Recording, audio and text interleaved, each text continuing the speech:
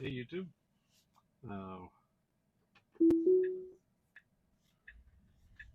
Gonna start a drive here again. I'm gonna repeat. I almost feel like I should start uh, this video with an intro for anybody who's just kind of stepping in and missing uh, what caused me to start even recording these videos and putting them up on YouTube.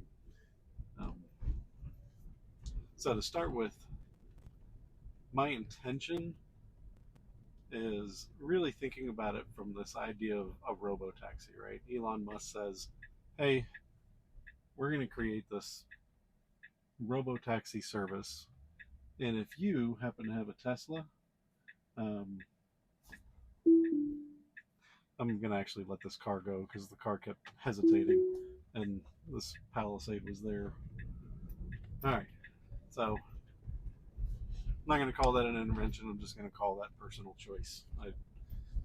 For some reason, that intersection, for anybody who watches my videos, they they know that this car just hangs up at this four-way stop right by my house. It'll go stop, go stop. Sometimes it'll do it like 3 or 4 times. It's really odd because it won't treat any other, like the vast majority of intersections I come up on, it it handles with no problem, but it hesitates like crazy all of a sudden at that one. All right, so back to what I was saying. Elon Musk, announced the idea of robotaxi. Um, Obviously, this is a 2020, has FSD fully paid for, not a subscription. So one day I'm going to upgrade this car, right? And my thought was, well, what if robotaxi works? Maybe I keep this car and turn it into a fleet vehicle. Way to make some income, etc. So let's let's be let's think about this from the perspective of if I'm a passenger in a robo taxi. Um, so what does that mean? I'm looking for a consistent drive, right? So you doesn't necessarily mean I know some people are like, oh, you just want the car to drive like how you drive, and it's like, no, that's not what I want. What I want it to do is drive in a way that's predictable to somebody who's sitting in the seat, right? Like, so here we're slowed down for the 20 mile an hour, then it goes to 25. Nothing really wrong with that other than the 20 mile an hour is for when school's in session and it's Sunday afternoon at, well, evening really at 6 p.m. So not really an issue.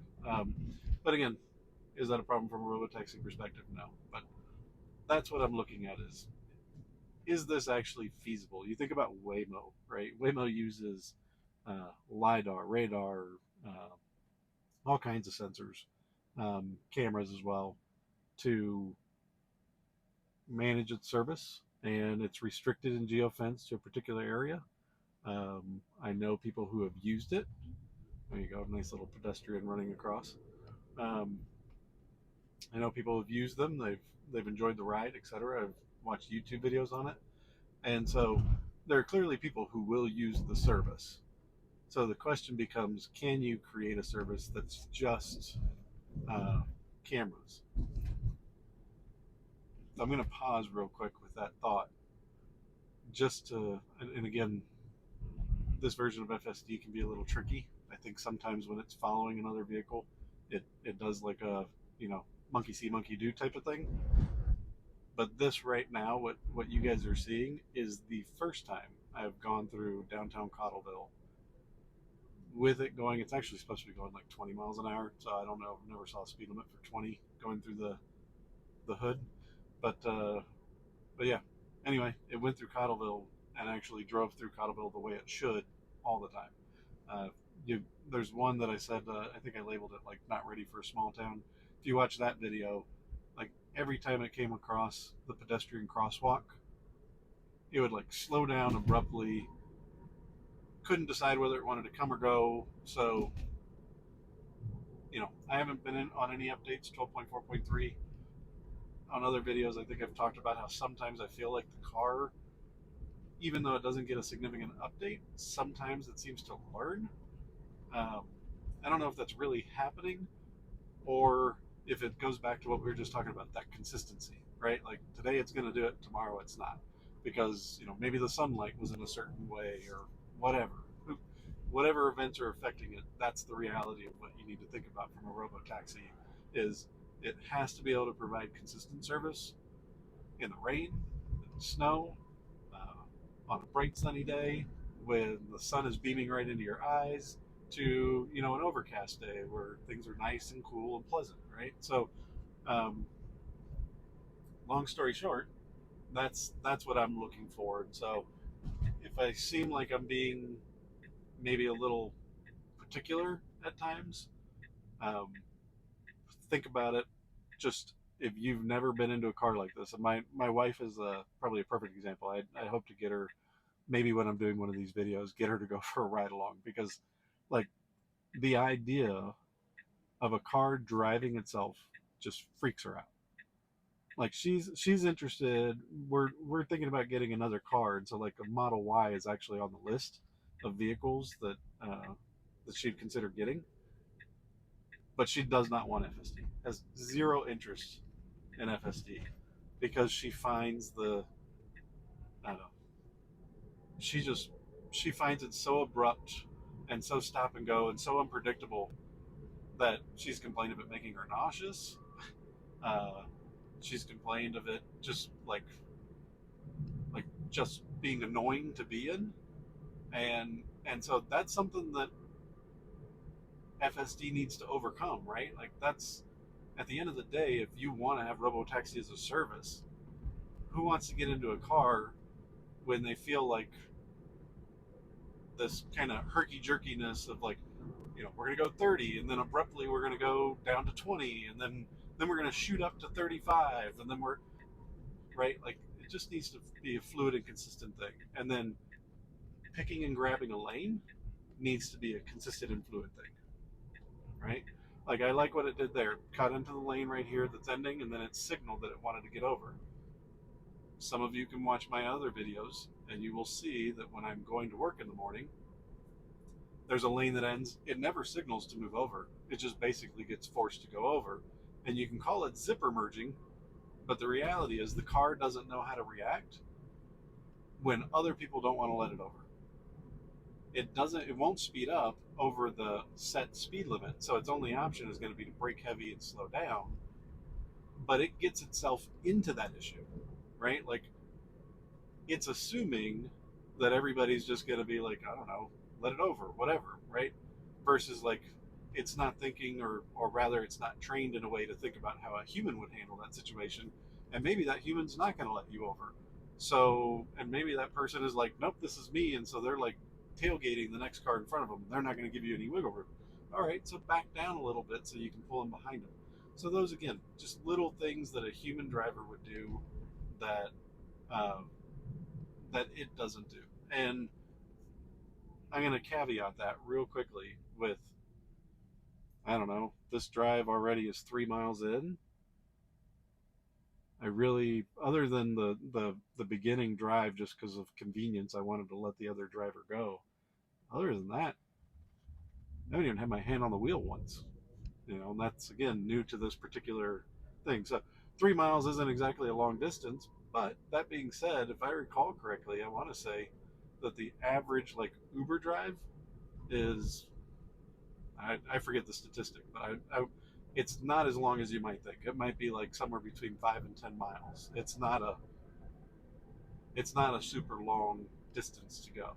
So, you know, 4 miles into the drive now, and haven't had to touch it.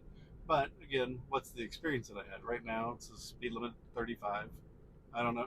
You all may not be able to perceive some of the things, and so maybe I have to do better at verbalizing it as it's happening. But the car was going slower, like it's doing right now, doing 40.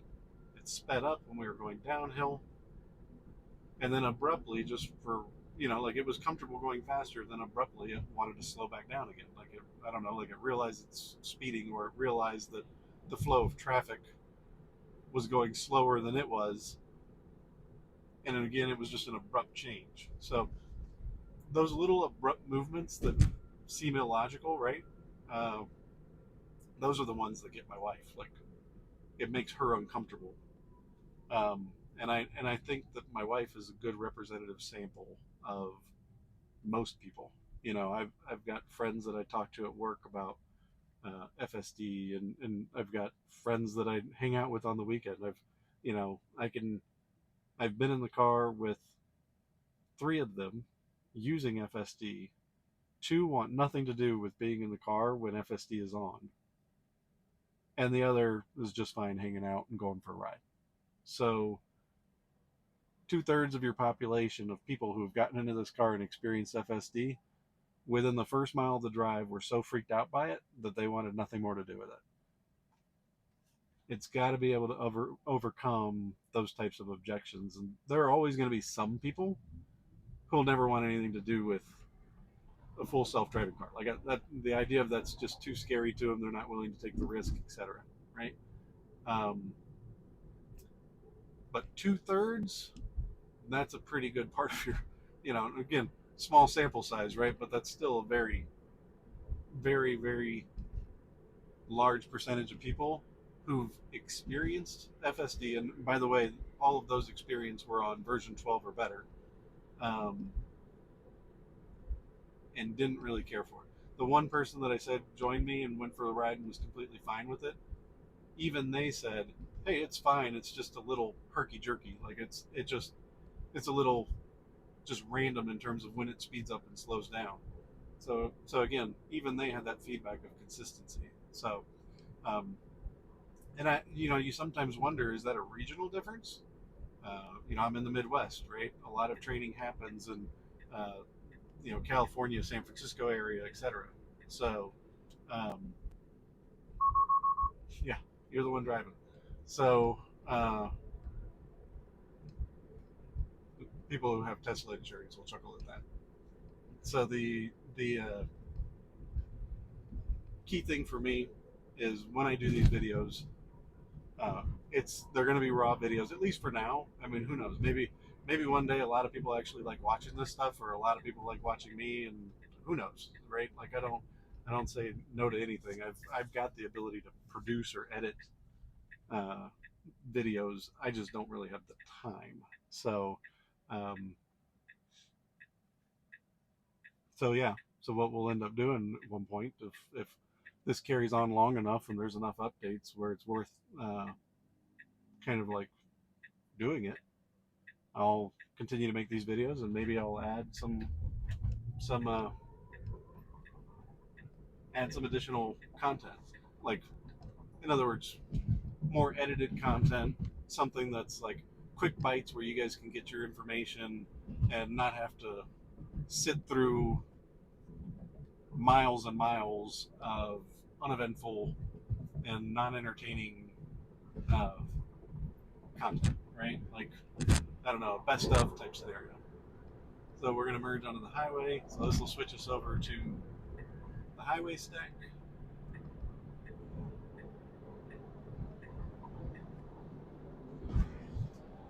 My understanding is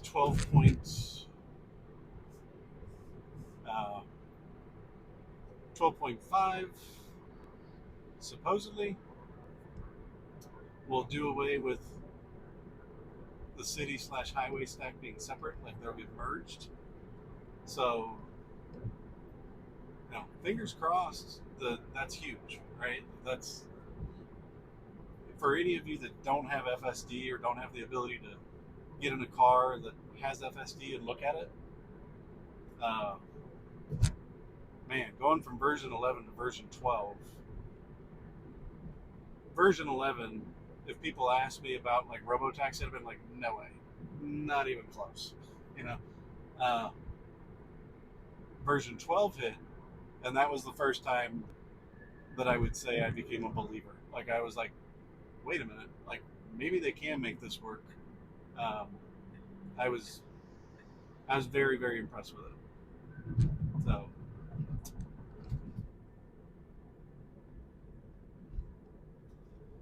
for those that are keeping track, we're now 7 miles in. We've gone through suburban roads and the uh,